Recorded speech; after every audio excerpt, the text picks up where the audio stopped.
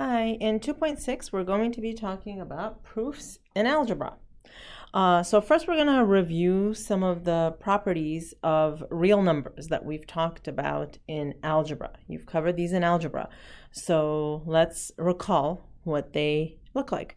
So these are for any real numbers a, b, and c. And the first one is the addition property of equality. Okay, and what it says is this: if a equals b, then a plus c equals b plus c. Basically, it says you are allowed to add the same number to both sides of an equation. So take a look here. So first of all, this should say x minus 3 here. So we have x minus 3 equals negative 5. How would we solve that? What do? I add 3 to both sides. That's the addition property of equality, basically adding the same number to both sides of an equation.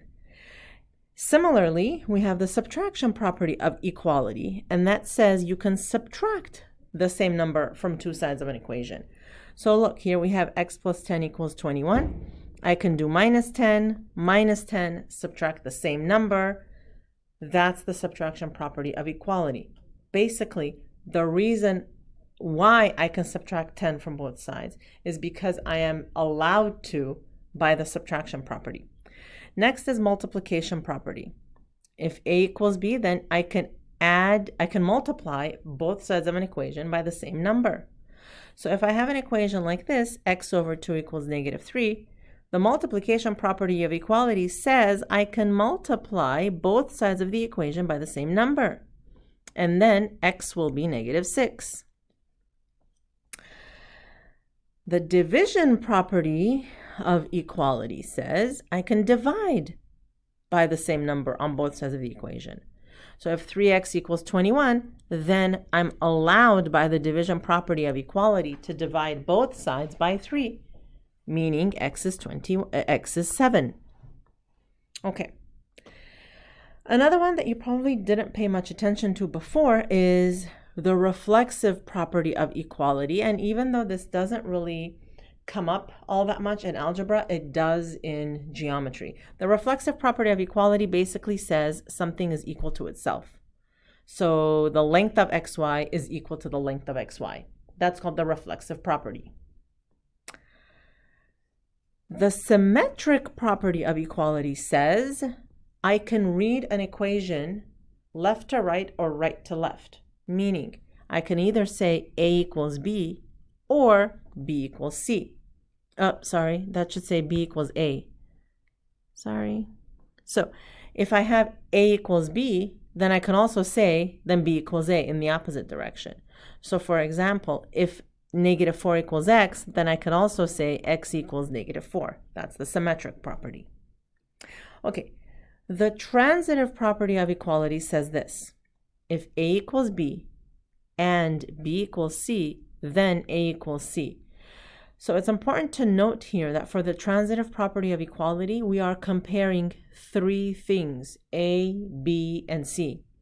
So if a is equal to something and c is equal to the same thing, then a and c are equal to each other.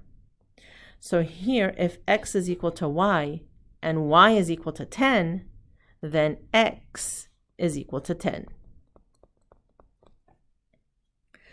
Next, it's the substitution property. So if you have something like, if you have a equal to b, then in any other equation, whenever you see a, you can remove it and substitute or replace it by b. Okay, so take a look at this one. 2 times 5 equals, so now 2 times 5 is 10, right? So I can replace that whole thing by 10.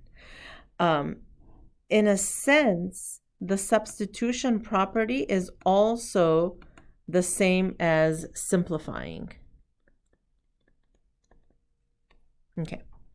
The distributive property, basically, it's exactly what you've learned before. You just distribute the 2 into the equation, into the parentheses here, and you get 6x plus 2. Okay, so let's use these. Okay, so here it says state the property that justifies each statement. So if this, then what do we do to this original statement to get x equals 14? Well, if x over 2 equals 7, how do we get x equals 14? By multiplying 2 on both sides. That is the multiplication property of equality. Okay, and we can abbreviate like that. Next, if x equals 5 and b equals 5, then x equals b. So let's see here. I'm comparing three things, x, 5, and b. X equals 5, b equals 5, then x equals b. That is the transitive property. Or, okay, or, you see how here it says x equals 5? Well, and here it says b equals 5. Well, since b equals 5, everywhere that I can see a 5, I can replace it with b. So I can also replace this with a b and say x equals b. So that could also be substitution. Okay, next. xy minus ab equals wz minus ab. Well, we can add ab to both sides and get xy equals wz, so that's the addition property. Next, measure of angle B is equal to measure of angle B. That's the reflexive property. Okay.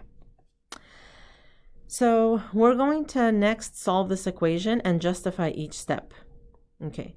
If we want to write a proof, then what we need to do is this first step, okay, this needs to go as our first step, as the given, and then x equals 3, that's what we're proving.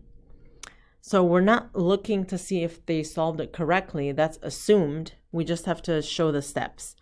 All right, so we write this down as the given. Next, what's the first step we do here? Well, you can multiply both sides of this by 2, and that's the multiplication property. Then, now we have 3x plus 5 equals 14. So you see what happens here. These two, right, we divided, we said it equals 1. These two we multiplied, we said equals 14. We're kind of simplifying, right? That's substitution. Next, I subtract 5 from both sides. So that's subtraction. And it's very important that when you abbreviate, substitution and subtraction look different. Like you can't do sub for both of them. Okay, next we're going to divide both sides by 3. So these are going to be substitution property, subtraction property, and division property. Okay, next one. Let's write a 2-column proof. If 5 minus 2/3 z is 1, then z equals 6. Okay, so this is what we have to prove. And this is the given. So first we write that. Identical to what we're given. Okay, number 2. So the first thing we need to do here is subtract 5 from both sides. And we get negative 2/3 z is equal to negative 4. That's subtraction property. Number 3, I'm now going to multiply both sides by 3. So I get negative 2z is equal to negative 12. Multiplication property. Now I'm going to divide both sides by 2. So z is equal to 6. That's the division property. Okay? All right, next. Okay, again, if this equation is true, then y equals negative 2. So 1 is the given.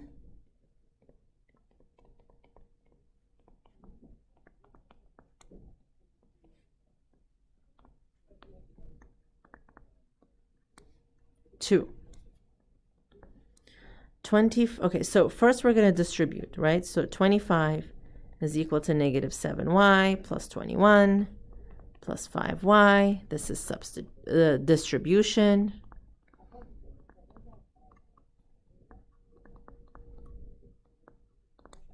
Next. So this negative 7y plus the 5y, right? That will be, when you add them, you get 25 is equal to 21 minus 2y, right? So I simplified that, right? So I get substitution. Now notice, okay, you're saying, Miss Malikan, well, isn't that the addition property? Well, no, the addition property says you add the same thing to both sides. When you just add two numbers together, that's substitution. Next, I'm going to subtract 21 from both sides. So I get 4 is equal to negative 2y. Subtraction. Second to last, actually, I'm going to divide by negative 2, so I get negative 2 equals y. That's division. But look, I'm not done yet because I have to prove y equals negative 2, right? It has to look exactly like that. So now I have to write it as y equals negative 2. And that is symmetric property. Okay, last one. Okay, if AB is congruent to AC, then X equals 4. All right, so what are we given here? We're given this diagram. Let's first mark down the given on the diagram. We're told AB and AC are congruent, so let's mark that down. Let's start our proof. You write down the given. Remember, these are segments. Number 2. Okay. Anything that was already written or marked on the diagram that they gave you, you can just use it for free, right? So now we're told that AB is 3x plus 15. So we are going to use that, okay? But before that, AB is congruent to AC means the measure of AB is equal to the measure of AC. Why? Because of the definition of congruent segments. Next, what is the length of AB? 3x plus 15. I substituted that, right? What's the length of AC? 5x plus 7. Okay, I substituted that. So that's substitution property. Okay, now here's a cool thing that we can do. The next step here is I'm going to subtract 15 from both sides. And I'm also going to subtract 5x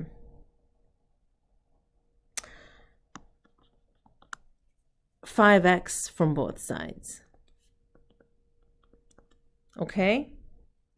I can do that in one step, and because they're both subtraction property, I can combine it into one subtraction property statement. So now I get negative 2x is equal to 2 subtraction property